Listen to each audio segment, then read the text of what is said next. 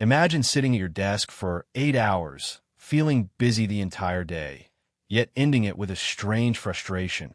You work a lot, but nothing truly important moved forward. Notifications pulled you every few minutes. Your mind jumped between tasks. And when you finally tried to focus, your brain resisted.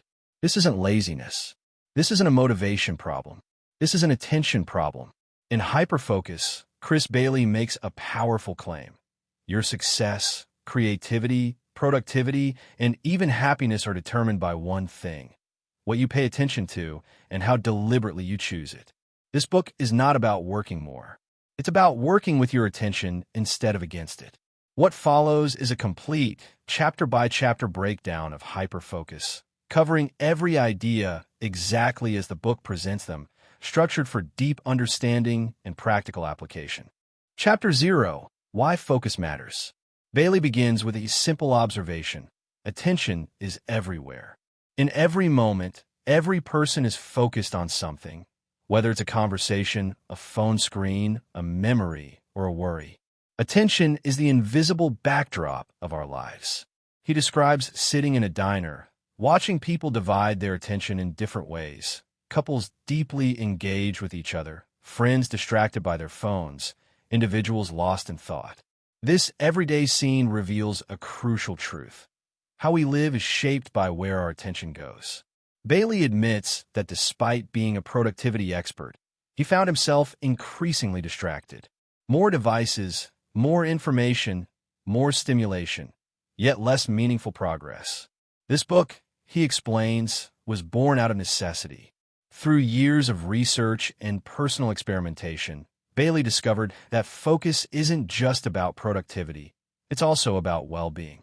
When attention is scattered, life feels overwhelming. When attention is deliberate, life feels clearer. The central promise of the book is introduced here. By learning how to focus deeply and unfocus intentionally, we can work less, accomplish more, and think more clearly. Chapter 0.5. How to better focus on this book. Before diving deeper, Bailey turns the book itself into a training ground for focus. Reading, he explains, is already an act of attention, and how you read determines how much you gain. He outlines 7 practical strategies. First, put your phone out of sight. Even seeing your phone drains attention, because part of your mind constantly resists or anticipates it. Second, mind your environment. The fewer interruptions around you, the deeper you can focus. Third, keep a distractions list. When thoughts arise, tasks, worries, ideas, write them down instead of fighting them. Fourth, question whether the book is worth your attention at all. Attention is finite. Everything you consume should earn it. Fifth, use caffeine strategically if appropriate. It temporarily boosts focus. Sixth, read actively. Highlight, annotate, and engage. Seventh, when focus fades, step away briefly. Attention needs rest to recharge. These principles reinforce a recurring idea. Focus isn't forced, it's managed. Part 1. Hyperfocus. Chapter 1. Switching off autopilot mode. Most of our days run on autopilot. We wake up, check our phones, respond to messages, attend meetings, scroll through feeds, and collapse in a bed, often without remembering how we chose to spend our attention in the first place. Chris Bailey argues that this default mode is not accidental. It is how the brain conserves energy. Autopilot mode allows us to perform habitual actions efficiently. Brushing our teeth, driving familiar routes, responding to routine emails. These tasks would be exhausting if we had to consciously deliberate every step. Autopilot is necessary for survival in a complex world. The problem begins when autopilot takes control of our attention, not just our habits. Bailey explains that most attention decisions are reactive. A notification appears, and we respond. An email arrives, and we switch tasks. Someone speaks, and instead of listening, we begin forming our reply. Rarely do we pause and ask a crucial question. What is the most important thing I should be focusing on right now? To understand why this matters, Bailey introduces a simple framework for categorizing tasks. Every task can be evaluated along 2 dimensions: whether it is productive and whether it is attractive. Necessary work is productive but unattractive. These are obligations, meetings, reports, administrative tasks that move life forward but often feel draining. Purposeful work is both productive and attractive. These are the few activities that create disproportionate impact. They require focus, creativity, and skill, and they are often the reason our role exists in the first place. Distracting work is attractive but unproductive.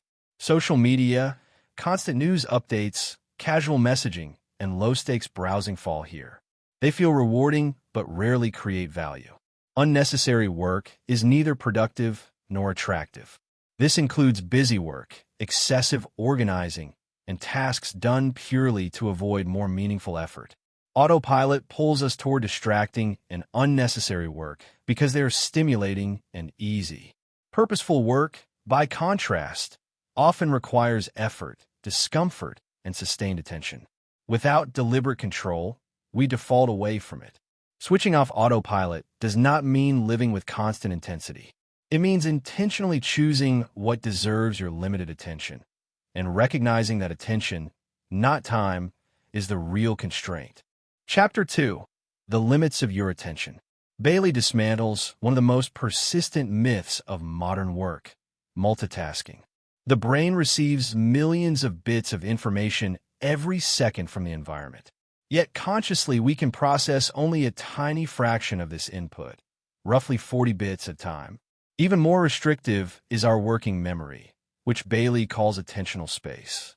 This space can hold only about 4 chunks of information simultaneously. Attentional space is the mental scratch pad where thinking happens. It holds words as you read, numbers as you calculate, and ideas as you problem solve. When this space is full, nothing new can enter. Complex tasks, writing, strategic thinking, deep conversations, consume nearly all of this space. That is why attempting to juggle 2 demanding tasks leads to shallow performance in both. When we switch tasks, we don't instantly reset. Residual attention lingers on the previous task, reducing effectiveness. Bailey contrasts complex tasks with habits. Habits require minimal attentional space once initiated. Walking, folding laundry, showering, or driving a familiar route can be paired with listening to an audiobook or podcast because they rely on different mental systems.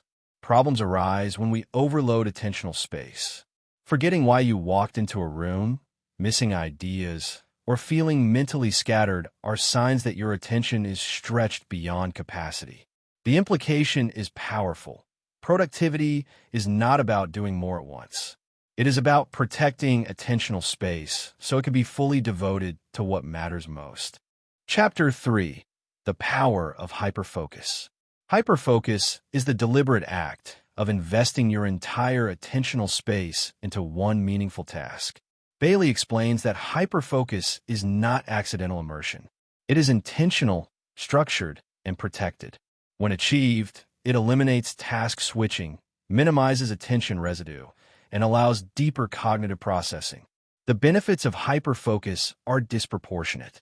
Work completed during periods of sustained focus is higher quality, completed faster, and more mentally satisfying.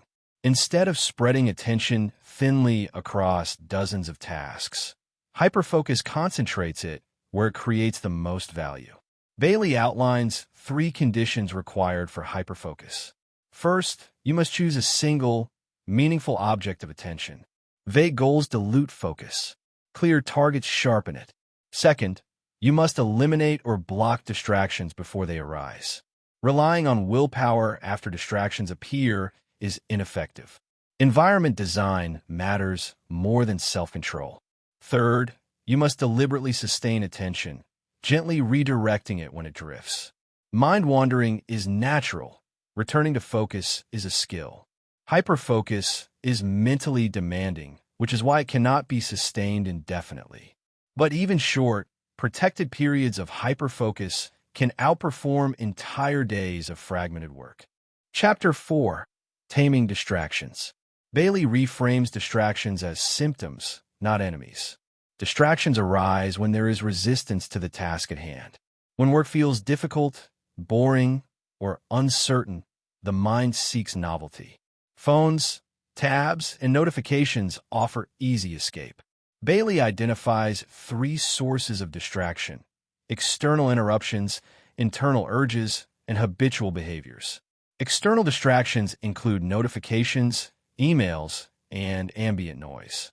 These are the easiest to manage by changing the environment. Internal distractions include worries, ideas, and emotional discomfort. These cannot be eliminated but can be captured through tools like a distractions list.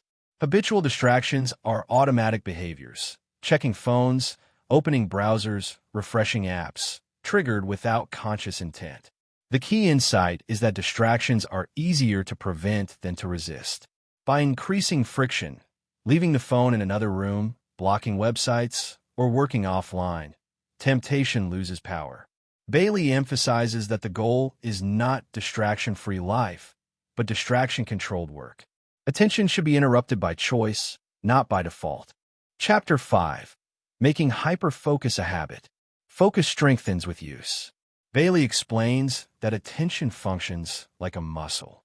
The more often you deliberately choose what to focus on and return to it when you drift, the stronger your ability becomes. Building hyperfocus into daily life requires structure. Scheduling focus sessions, defining clear objectives, and reviewing how attention was spent increases consistency. Tracking distractions helps reveal patterns: which tasks trigger resistance, which environments weaken focus, and which habits steal attention. Over time, deliberate focus becomes easier. Autopilot loses influence. Purposeful work receives more attention, while distracting work naturally declines. The ultimate shift is identity-based. You stop seeing yourself as someone who struggles to focus and start seeing yourself as someone who directs attention deliberately. Hyperfocus, Bailey concludes, is not about intensity. It is about intention. Part 2. SCATTERFOCUS. Chapter 6. Your brain's hidden creative mode. After exploring the mechanics of deep focus, Bailey shifts to an idea that initially feels counterintuitive. Some of your most valuable thinking happens when you are not focused at all. Bailey introduces SCATTERFOCUS, a mental mode in which attention is deliberately loosened. Instead of locking onto a single task, the mind is allowed to wander freely without external stimulation. This state activates what neuroscientists call the brain's default mode network, a system responsible for creativity, long-term planning, meaning-making, and insight. Most people associate mind-wandering with distraction or laziness. Bailey reframes it as an essential complement to hyperfocus. While hyperfocus is ideal for execution, scatterfocus is ideal for exploration. It is during unfocused moments that the brain connects ideas that were previously unrelated. Bailey explains why insights often arrive in the shower, on walks, or while staring out a window. In these moments, attentional space is relaxed rather than filled. The brain begins to scan memories, experiences, and stored information, allowing patterns to emerge. However, modern life leaves little room for true scatterfocus. Idle moments are quickly filled with phones, notifications, and passive consumption. Bailey argues that when we eliminate boredom entirely, we also eliminate creativity. Scatterfocus must be intentional. It works best when it follows periods of focused effort and when it is free from external inputs. True mental wandering cannot happen while scrolling or consuming constant information. Chapter 7. Recharging your attention. Attention is not infinite. Bailey emphasizes that focus is a finite mental resource that depletes with use. Every act of concentration draws from the same attentional reserve. When that reserve is exhausted, focus becomes fragile, irritability increases, and productivity declines. Trying to force focus in this state only accelerates burnout. Bailey outlines several ways attention naturally recharges. Sleep is the most powerful reset. Without sufficient rest, attentional capacity shrinks dramatically, making both hyperfocus and scatterfocus less effective. Physical movement restores attention by shifting the brain out of constant cognitive effort. Even short walks can noticeably improve clarity. Time in nature is uniquely restorative. Natural environments engage attention softly rather than aggressively, allowing mental resources to replenish. Bailey also distinguishes between shallow rest and true rest. Passive consumption, endless videos, social media, or background noise, often leaves attention more depleted than before. True rest involves low-stimulation activities that allow the mind to disengage without being hijacked. The lesson is clear. Rest is not the opposite of productivity. It is a prerequisite for it. Chapter 8, Connecting Dots. Creativity, Bailey explains, is rarely about generating something from nothing. It is about connecting existing ideas in new ways. SCATTERFOCUS enables this by allowing the brain to move freely between stored concepts. When attentional space is not tightly controlled, ideas collide, overlap, and recombine. Bailey describes creativity as a numbers game. The more ideas, experiences, and perspectives you are exposed to, and the more time you allow for reflection, the more likely meaningful connections become. However, insights are fragile. Bailey emphasizes the importance of capturing ideas immediately. Creative thoughts often surface briefly and disappear just as quickly if not recorded.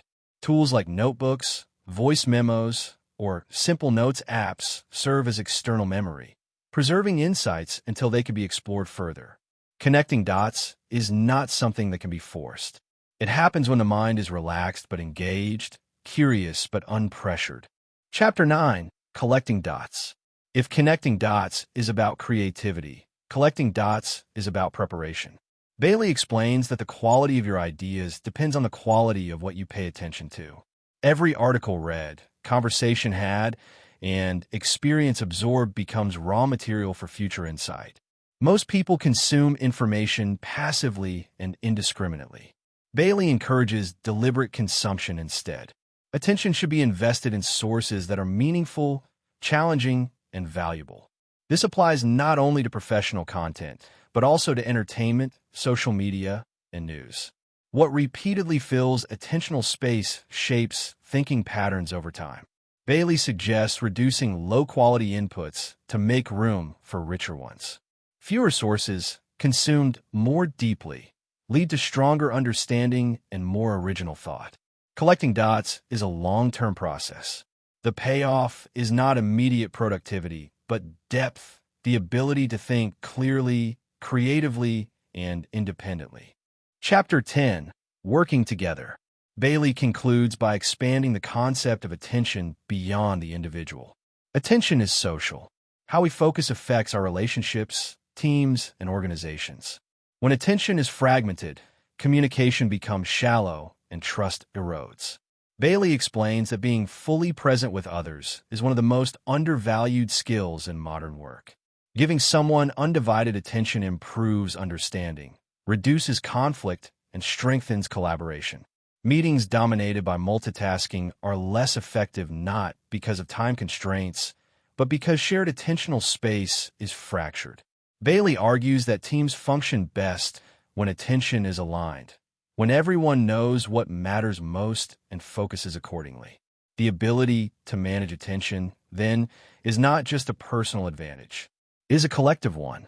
Working together effectively requires respect for attention, your own and that of others. Hyperfocus delivers a simple but profound truth. Your life is the sum of what you pay attention to. When attention is scattered, progress feels impossible. When attention is deliberate, clarity emerges. Work less. Choose better. Focus deeply. Unfocus intentionally. That is how you achieve more.